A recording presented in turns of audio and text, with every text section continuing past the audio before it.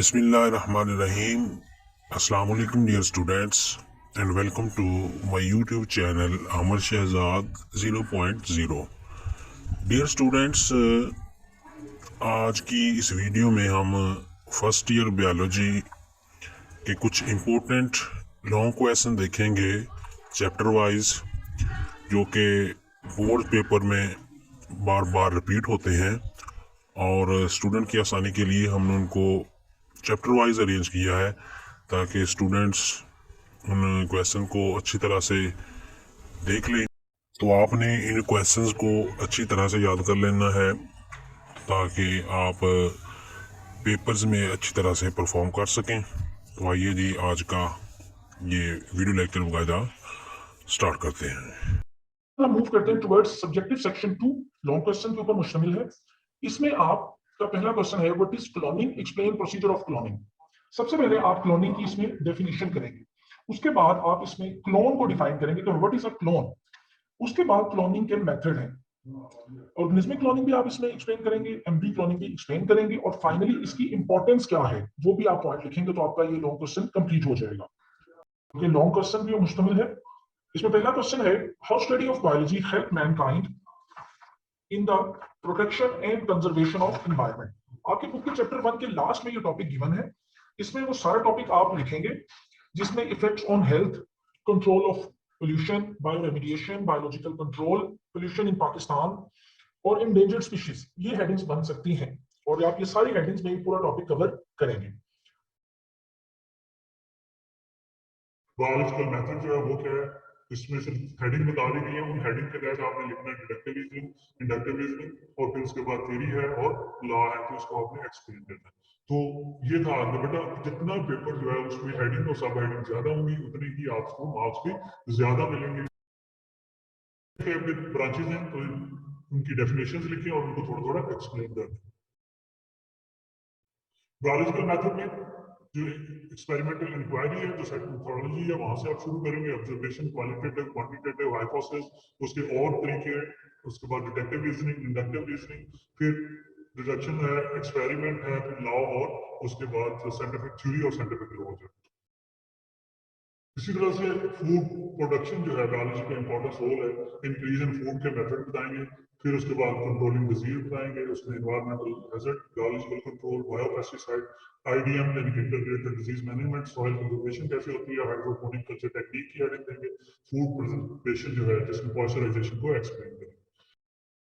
और long question भी आ चुका है कि describe the biological organisation at organelles and cell level. तो ये 4 मार्क्स का क्वेश्चन भी बोर्ड में आ चुका है, तो लिहाजा आपको अच्छे तरीके से इस वाले हिस्से को याद करना है। अब उम्मीद है आप पढ़ रहे होंगे, साथ साथ अपना टाइम वेस्ट नहीं कर रहे होंगे। थोड़ा थोड़ा करके हम डेली पढ़ते हैं, वो हिस्सा आप जरूर याद कर रहे होंगे और लेक्चर को अंडरस्टैंड भी कर रहे होंगे।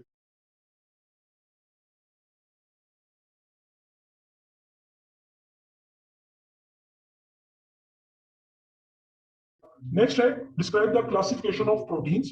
इसमें स्टूडेंट आप स्ट्रक्चरल क्लासिफिकेशन को बताएंगे कि दो तरह के स्ट्रक्चरली क्लासिफाई किया जा सकता है प्रोटीन को, एक फाइब्रस प्रोटीन्स में और एक ग्लोब्यूलर प्रोटीन्स में, और इनके तमाम आप फीचर्स को मेंशन करेंगे। नेक्स्ट है, give the function of carbohydrates.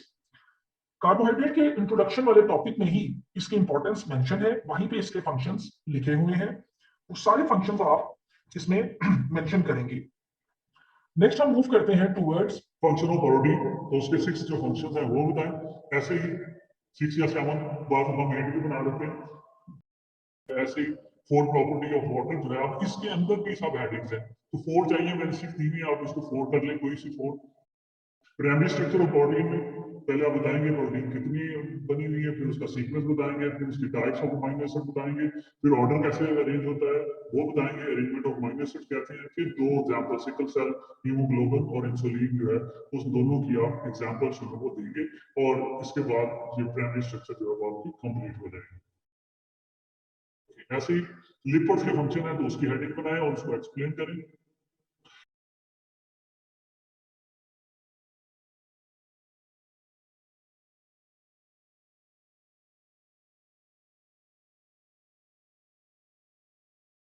Question था कि how prokaryotic cell differ from eukaryotic cell.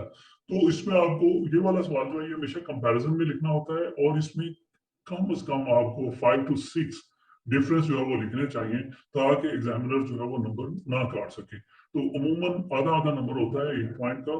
तो अमूमन इसमें भी यही होता है कि अकॉर्डिंग टू बुक अगर बच्चे ने लिखा हुआ है तो उसको फुल मार्क्स दे दिए जाए। ऐसे क्वेश्चन जरूर अटेम्प्ट करने चाहिए। लॉन्ग क्वेश्चन था राइट नोट ऑन लाइसोसोम। तो लाइसोसोम की डेफिनेशन बताएंगे, डिस्कवरी बताएंगे, स्ट्रक्चर बताएंगे, फॉर्मेशन ऑफ प्राइमरी लाइसोसोम है, सेकेंडरी लाइसोसोम है, ऑटोफेगोसोम बताएंगे और फिर उसके बाद फंक्शंस की डिटेल दे देंगे।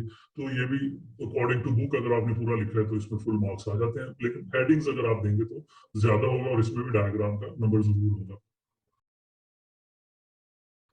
प्लास्टिक की डेफिनेशन आपने पहले लिखेंगे, उनकी एड्रेस बताएंगे, टाइप्स के नाम लिख देंगे और फिर उसमें क्लोरोप्लास्ट जो है उसको एक्सप्लेन करेंगे with the help of diagram. उसके डिफरेंट जो स्टेप्स हैं वो दिए हुए हैं। साइटोस्केलेटन में कंपोनेंट उसके बताएंगे, माइक्रोट्यूब्यूल्स हैं, माइक्रोफिलामेंट्स हैं और इंटरमीडिएट फिलामेंट्स हैं और इनके हर एक की केमिकल कंपोजिशन और इनके फंक्शंस जो है वो आप बताएंगे। Structure and function of nucleus diagram बना के इनको तमाम जो हेड्स ऑफ एटम्स हैं इनको एक्सप्लेन करें। इसी तरह से structure and function of mitochondria, इसके भी आप डायग्राम बनाएं, फिर उसका तमाम जो है वो स्टेप वाइज जिन हेडिंग और सब हेडिंग्स उसको एक्सप्लेन करें।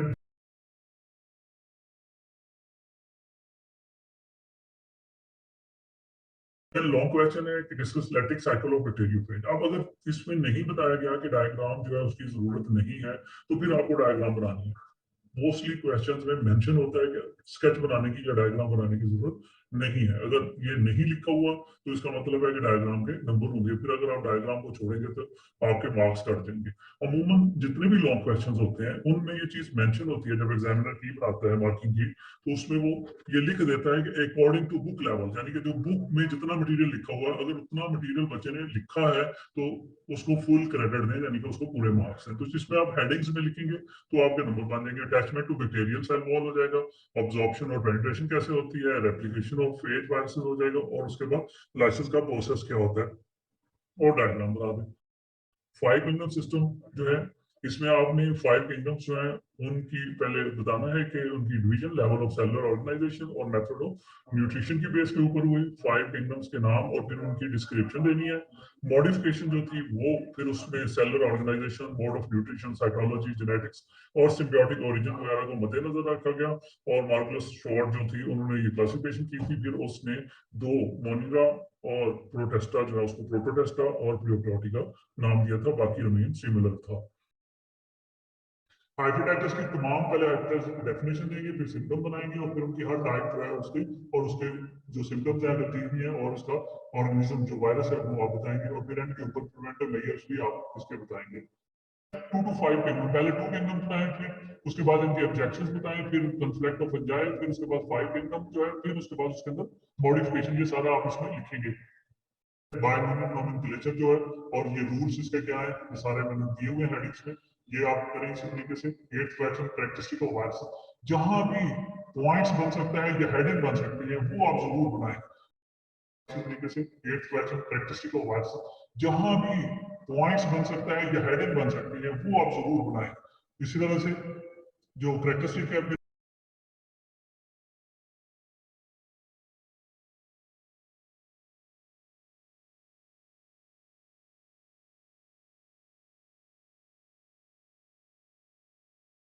ग्रोथ एंड रिप्रोडक्शन में, ग्रोथ डेफिनेशन बताएंगे, बाइनरी फिशन जो है रिप्रोडक्शन की टाइप है, फिर ग्रोथ की फेजेस हैं, लॉ, लैट, स्टेशनरी और डेथ, और फिर कन्जुगेशन की जो है डेफिनेशन आप देंगे। लॉन्ग क्वेश्चंस की जब हम बात करते हैं तो मैंने पहले आपको बताया था कि लॉन्ग क्वेश्चंस में हेडिंग और सब हेडिंग सबसे इंपॉर्टेंट रोल जो है वो प्ले करती है कि आपके नंबर पूरे आने हैं या 3 नंबर आने हैं या हाफ, 3.5 या 2.5 आने हैं। तो जितनी ज्यादा आपने हेडिंग्स दी होंगी उतने ही ज्यादा आपके नंबर्स होंगे। सब हेडिंग्स जरूर दें, उसके साथ साथ जैसे आप देखिए फ्लैजेला की क्लासिफिकेशन है बेस के ऊपर, तो पहले फ्लैजेला का बताएं, फिर उसकी क्लासिफिकेशन की बेस बताएं, उनके अलग अलग उनको एक्सप्लेन करें, डायग्राम बनाएं और फिर फंक्शन ऑफ फ्लैजेला जो है वो लिखें। Physical and chemical method of control bacteria है वो आप बताएं, फिजिकल कंट्रोल, केमिकल कंट्रोल, फिर उसकी हेडिंग और सब हेडिंग, फिर मोड ऑफ एक्शन उसमें बायोसिटियल और माइक्रो बायोस्टैटिक इफेक्ट जो है वो डिस्क्राइब करें, यही देना। मैक्सिमम हेडिंग और सब हेडिंग बनाएं हर क्वेश्चन की, और फिर उसको एक्सप्लेन करें। जितनी ज्यादा हेडिंग और सब हेडिंग होंगी, बोल्ड होंगी, कैपिटल में लिखे, उसको अंडरलाइन करें, जिस तरह से भी करें तो मैक्सिमम आप करेंगे। देखिए सियानोबैक्टीरिया की कैरेक्टरिस्टिक्स को मैंने हेडिंग में लिख दिया,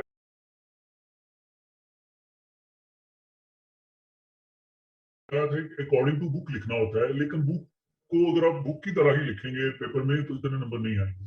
तो बुक को अरेंज करके हेडिंग और सब हेडिंग की सूरत में अगर आप आंसर्स लिखते हैं तो आपको मैक्सिमम मार्क्स जो है वो मिलते हैं। जैसे न्यूट्रिशन एंड फंजाई है तो सेप्रोट्रॉप्स, पैरासाइट्स, पैरासाइट की फिर टाइप्स हैं, फिर प्रेडेटर्स हैं, फिर प्रेडेटर्स की दो टाइप्स जो डिस्कस की गई हैं, म्यूचुअलिज्म में लाइकन और माइक्रोराइजा, और फिर उनकी डिटेल जो है वो लिखनी होती है।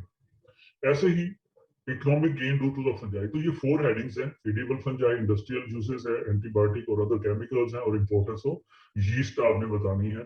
तो इनके मतलब अगर आप लिखेंगे, इनकी डिटेल आगे लिखेंगे, सब हेडिंग्स बनाएंगे तो आपको 4 मार्क्स जो है वो कंप्लीट पूरे के पूरे नंबर जो है वो आपको मिल सकते हैं। इसमें भी उसी तरीके से सेक्सुअल रिप्रोडक्शन जो है फंजाई की, तो इसमें आपने पहले बताना है कि तमाम फंजाई में 2 प्रोसेस कॉमन है, फ्यूजन ऑफ डिप्लॉयड न्यूक्लियाई और मियोसिस। इसी तरह से कंपैटिबल हाइफी क्या होते हैं, कंपैटिबल हाइफी मीटिंग कैसे करते हैं, फिर उसके बाद प्लाज्मोगैमी की डेफिनेशन है, कैरियोगैमी, फिर आपने बताना है कि ये कैरियोगैमी जो है वो कैसे होती है, यानी कि plasmogamy is followed by karyogamy zygomycetes में, और बेसिडियोमाइस्टीज और एक्टोमाइस्टीज में फिर थोड़ा सा लेटर स्टेजेस में होती है, फिर ऊपर होती है। डाइक्रोटिक और हेट्रोक्रोटिक हाइफी या सेल का बताना है, क्योंकि अगर सेल डिवाइड कर या प्लाज्मोगैमी हो जाएगी और कैरियोगैमी नहीं होगी तो फिर वो सेल जो है वो डाइक्रोटिक या हेट्रोक्रोटिक हाइफी और सेल कहलाएगा। इसी तरह सेक्सुअल स्पोर बनते हैं, वो आपने बताने हैं। सेक्सुअल स्पोर में जाइगोस्पोर है, एस्कोस्पोर है, बेसिडियोस्पोर्स है, और फिर बेसिडियम जो बनता है, और बेसिडियोकार्प यानी कि फ्रूटिंग बॉडी बताना है, एस्कस और एस्कोकार्प यानी कि उनकी फ्रूटिंग बॉडी। तो इस तरीके से आपने इनको डिटेल के साथ, ऐसे ही टेक्सोनोमिक स्टेटस जो है ऑफ फंजाई, तो फंजाई के रिजेम्बलेंस बतानी है और उनमें फर्क बताना है। तो पहले fungi resemble more with animals than plants, उसके कैरेक्टरिस्टिक है। फंजाई डिफर फ्रॉम एनिमल्स, फिर इसी तरह से आपने ये बताना है कि फंजाई जो है रिजेम्बल विद प्लांट्स जो है वो तो आपने उसके साथ डिस्कस करना है। तो ये पॉइंट्स लिखे हुए, इन्हीं पॉइंट्स को आप एक्सप्लेन करते हैं। ये आपकी हेडिंग है, इन हेडिंग की बेस के ऊपर जो है वो आप पूरा लिखेंगे तो इंशाल्लाह आपको फुल मार्क्स मिलेंगे। तो बायो में जितनी ज्यादा हेडिंग होंगी उतने ही मैक्सिमम नंबर्स मिलते हैं। कोशिश करें कि शॉर्ट क्वेश्चन में भी मैक्सिमम हेडिंग दें, और साथ साथ आप उनके जो अगर डायग्राम बनती है तो डायग्राम भी जरूर बनाएं। इस दुआ के साथ कि अल्लाह ताला आपको जिंदगी में कामयाब करे और बायो में आप मैक्सिमम नंबर हासिल करें। Thank you very much.